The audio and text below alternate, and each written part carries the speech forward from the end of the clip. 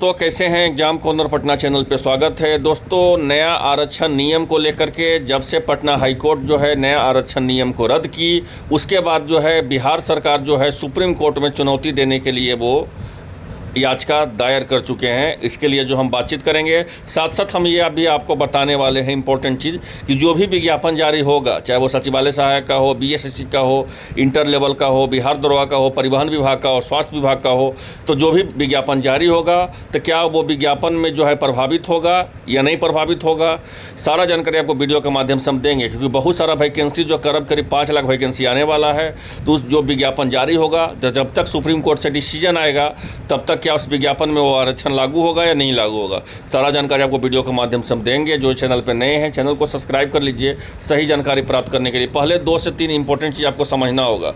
सबसे इंपॉर्टेंट चीज़ पहले ये समझ लीजिए कि 20 जून को एक डिसीजन आया था। कब आया था देख लीजिएगा, तो 20 जून को एक डिसीजन आया था। इसमें पटना हाई कोर्ट के द्वारा जो था 65% आरक्षण को, कानून को जो है रद्द कर दिया गया था। पहले क्या था कानून, वो समझिए, आपको पूरी तरह समझ जाते हैं। आरक्षण का नियम 50% पहले था बिहार सरकार में, लेकिन 15% और बढ़ाने के लिए जो है बिहार सरकार चाहिए, क्योंकि जाति सर्वे में के बाद जो है कोटा को बढ़ाने के लिए चाहिए 15%। तो 50 से 10 65% हुआ, और 10% आपको ईडब्ल्यूएस को मिलता है, तो हो गया 75% आरक्षण। आप यहाँ समझिए, उसके बाद फिर हम आपको डिटेल बताते हैं। तो पटना हाईकोर्ट के द्वारा बिहार में थी सरकारी नौकरी एवं उच्च शैक्षणिक संस्थानों में दाखिले को जाति आधारित आरक्षण को 65% से बढ़ाने के कानून को रद्द कर दिया गया है। और मुख्यमंत्री नीतीश कुमार के नेतृत्व में महागठबंधन के सरकार में फैसला लिया गया था। जाति आधारित सर्वे की रिपोर्ट के अनुसार ओबीसी, ईबीसी, दलित आदिवासियों के आरक्षण को 65% बढ़ाकर कर दिया गया था, और आर्थिक रूप से पिछड़े सवर्णों को 10%। तो पूरा आरक्षण के मिलाकर के 75% हुआ। लेकिन इसको हाईकोर्ट के द्वारा जो है 65% आरक्षण को रद्द कर दिया गया। लेकिन अब यहाँ पे ध्यान समझिएगा, हम बहुत महत्वपूर्ण चीज़ हम बताने जा रहे हैं कि अब नया आरक्षण को जो है चुनौती देने के लिए, जो पूरा नया आरक्षण को चुनौती देने के लिए सुप्रीम कोर्ट जो है नीतीश कुमार पहुंची है।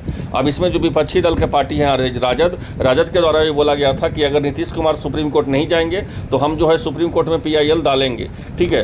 तो इसके लिए जो है सुप्रीम कोर्ट राजद के पहुँचने से पहले नीतीश कुमार ही सुप्रीम कोर्ट पहुँच गए हैं आपका 65% आरक्षण को लेकर के।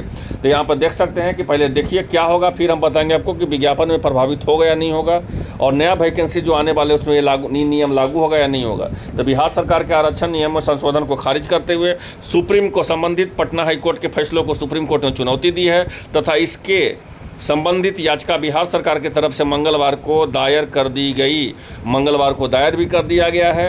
राज्य सरकार के स्तर से दायर की गई याचिका के बारे में महाधिवक्ता PK साई हैं पुष्टि करते हुए राज्य सरकार के इस मामले में सुप्रीम कोर्ट को सक्षम रखा है, ताकि हाईकोर्ट के इस मामले में आए आदेश को विचार हो सके।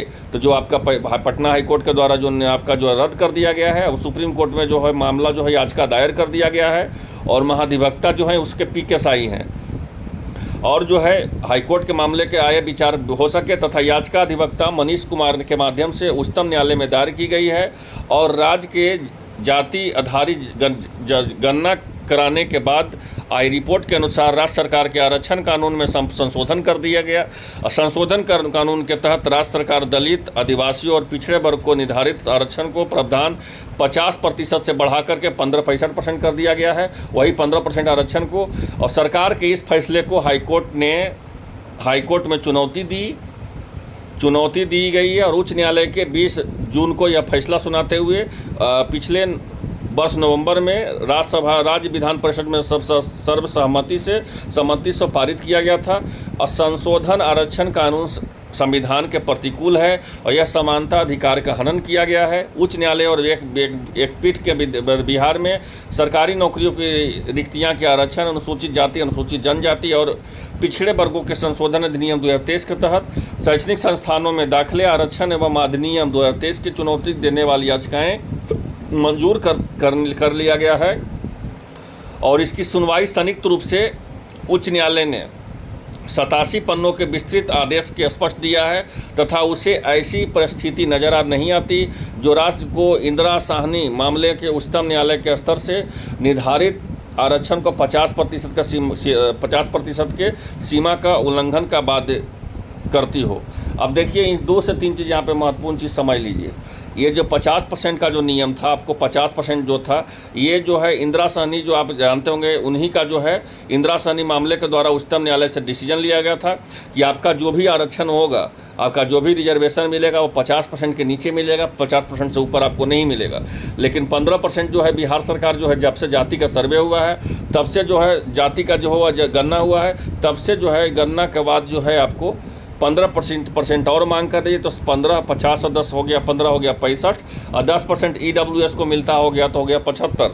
अब 75 में यहाँ पे समझिए गणित क्या है। तो 75 अगर आपको आरक्षण है, 75% आरक्षण है, तो जनरल कैटेगरी की इसमें सबसे ज़्यादा प्रॉब्लम होने वाला है, जो कि आप समझ सकते हैं कि 25 सीट ही, अब 100 सीट का भाई क्या विज्ञापन निकला, 100 सीट में 75 सीट तो है आपका जो रिजर्व ही है, रिजर्वेशन ही मिल जाएगा। 25 सीट में जो है जनरल कैटेगरी वाले फाइट करेंगे, साथ साथ आपको अदर स्टेट वाले भी फाइट करेंगे, और साथ साथ OBC वाले भी जनरल कैटेगरी में होंगे तो ये भी फाइट करेंगे। तो सबसे ज़्यादा अगर कोई प्रॉब्लम है तो जनरल कैटेगरी वाले को ही प्रॉब्लम है, पहला चीज़।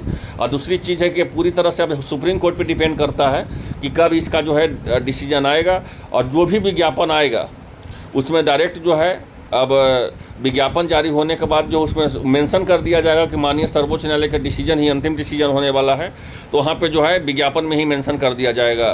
तो आई होप आप लोगों को वीडियो अच्छा लगा होगा। जैसे ही कुछ और अपडेट आएगा सबसे पहले आपको एग्जाम खोलकर पटना चैनल पर देखने को मिलेगा। चैनल पर जो नए चैनल को सब्सक्राइब कर लीजिए, जानकारी प्राप्त करने के लिए धन्यवाद।